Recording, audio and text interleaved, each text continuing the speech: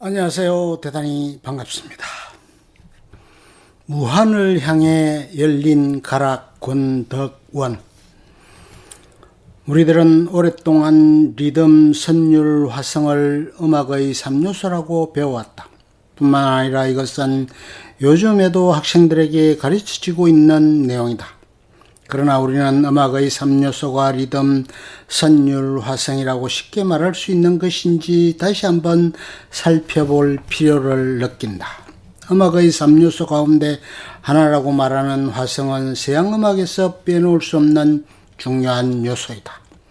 물론 서양음악의 역사 속에 화성의 개념이 없는 시대, 예컨대 오르간음이 태동되기 전의 단선율 시대나 혹은 현대음악 가운데 화성의 개념을 전혀 도외시하는 일부 음악가 있는 것은 사실이지만 일반 음악 애호가들이 접할 수 있는 대부분의 서양음악에는 거의 화성 개념이 중요한 하나의 뼈대를 이루고 있다.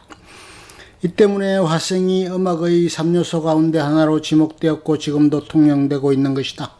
그러나 엄밀히 살펴본다면 화성은 서양 음악의 3요소에 들 수 있을지는 몰라도 음악의 3요소에 들 수는 없다. 그 이유는 너무나 자명한 것으로 서양 음악에서도 물론이려니와 서양 이외의 지역 음악에는 화성의 개념이 없는 음악이 아주 많기 때문이다. 이처럼 음악이란 화성의 개념이 없이도 훌륭한 미적 가치를 지닐 수 있으며 그런 음악들 가운데 하나가 우리의 전통음악이다. 국악에도 물론 단편적인 화음들이 있기는 하나 이것들은 의도적인 화음 체계에 기초한 것이 아니고 각 성부의 자연스러운 진행을 위하여 무의도적으로 생성되는 화음들이다. 그러므로 단적으로 말한다면 우리의 전통음악은 화성이 없는 음악이다. 그런데도 국악이 독특한 미적 가치를 품고 있는 이유는 무엇일까? 서양 음악은 다성 음악을 발전시켰으나 대신 인도나 중국의 음악에서 볼 수 있는 선율과 정교함을 잃었다고 DJ 그라우트는 그에져서 서양 음악사에서 말했다. 그가 서양 음악이 다성 음악으로 발전해온 과정에서 잃었다고 말한 선율과 리듬의 정교함은 동양 음악의 한 중요한 특징을 이루는 요소가 되었다. 국악도 그 예외는 아니어서 선율이 정교하고 리듬이 발달한 음악에 속한다. 예컨대 단소나 대금으로 연주하는 청성곡을 세심하게 듣고 있노라면 그 선율이 얼마나 복잡하고 유리하게 움직이는지를 느끼지 않을 수 없을 것이다. 그 선율은 서양 악기로는 결코 연주해낼 수 없는 것이며 흉내내기도 어려운 것이다. 그라우트는 이러한 선율의 정교함이 서양 음악의 다성적 발전과 비견될 수 있는 요소임을 간파했던 것이다. 국악에서 이렇게 선율을 정교하게 하는 기법들에는 어떤 것들이 있는가? 우선 농현 혹은 요성이라는 기법이 있다. 이것은 어떤 음을 떨어주는 것으로서 국악 선율의 중요한 특징을 이루는 기법이다. 흔히 현악 주법에서는 농현이라고 하고 관악이나 성악의 주법에서는 요성이라고 하는데 기법상 본질은 같은 것이다. 가까운 예를 가여금 산조나 전라도의 민요 등에서 찾아볼 수가 있다. 또 다른 기법으로는 전성이 있다. 이것은 어떤 음을 급격히 짧게 떨어주는 것으로서 음을 굴리는 기법이라고 설명되기도 한다. 이 전성 기법으로 처리되면 그 음은 거의 언제나 4도나 5도의 위의 음으로 상진행한다는 것이다. 또 다른 기법에는 퇴성이 있는데 이것은 어떤 음을 낸 후에 그 음이 미분음적으로 하진행하는 것이다. 가까운 예로 세야세야 노래를 들 수 있는데 악보 1에 당구장 표시를 한 음은 그 다음의 음으로 미끄러지듯이 진행한다. 이것이 퇴성인데 위의 노래를 퇴성 없이 한번 불러보고 또 퇴성을 넣어서 한번 불러본다면 그 차이점과 퇴성의 특유의 맛을 느낄 수 있을 것이다.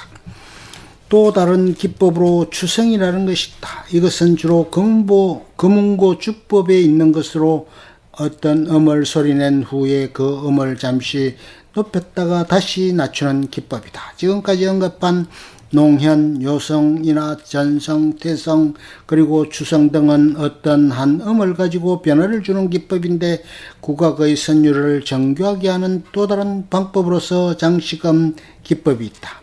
서양음악에도 다양한 꾸밈음이 있어서 선율을 아름답게 꾸며주듯이 국악의 선율에도 다양한 장식음들이 있다. 이러한 장식음들은 특히 관악기에서 더 발달하여 각 악기마다 수십 가지에 이르는 장식음을 가지고 있다. 일일이 열거하는 것보다는 악보를 통해 이해하는 것이 더 좋을 듯하여 청성곡 첫 부분 악보를 제시해 본다. 다른 악보를 잘 살펴보면 주요음의 진행이 있고 그 주요음 진행 사이에 장식음들이 있어서 이 장식음들이 주요음들을 꾸며주고 있음을 알 수 있을 것이다.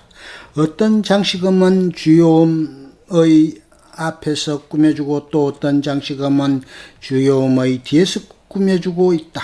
이 선율의 진행에서 장식음이 없다고 가정해보자. 얼마나 무미건조한 선율이 되고 말 것인가.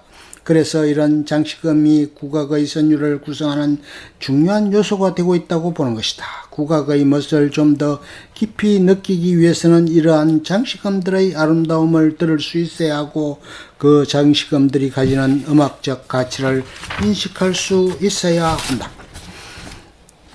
전인평 교수는 그의 책 국악 작곡 입문에서 음악이 느릴수록 장식음이 많이 붙고 복잡하며 빠를수록 간단해진다고 하였다.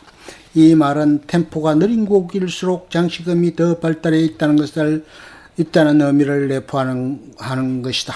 흔히 사람들이 국악이 너무 느려서 듣기가 힘들다고 말하곤 한다. 그러나 이 말은 국악의 선율의 중요한 특질을 깨닫지 못하고 하는 말이다. 빨라서 좋은 음악이 있는가 하면 느려도 그 느리게 흐르는 선율 속에 숨어있는 맛 때문에 좋은 음악이 있다. 농현 혹은 요성 그리고 진성, 퇴성, 추성 등의 기법으로 만들어지는 선율의 미분음적 진행 그리고 다양한 붙임으로 이루어지는 선율의 장식적 진행, 이 미분음적 진행과 장식적 진행 속에 면밀히 이어가는 가락의 선, 바로 이 꿈틀거리며 살아있는 선이야말로 국악의 독특한 미적 특질이 되고 있는 것이다.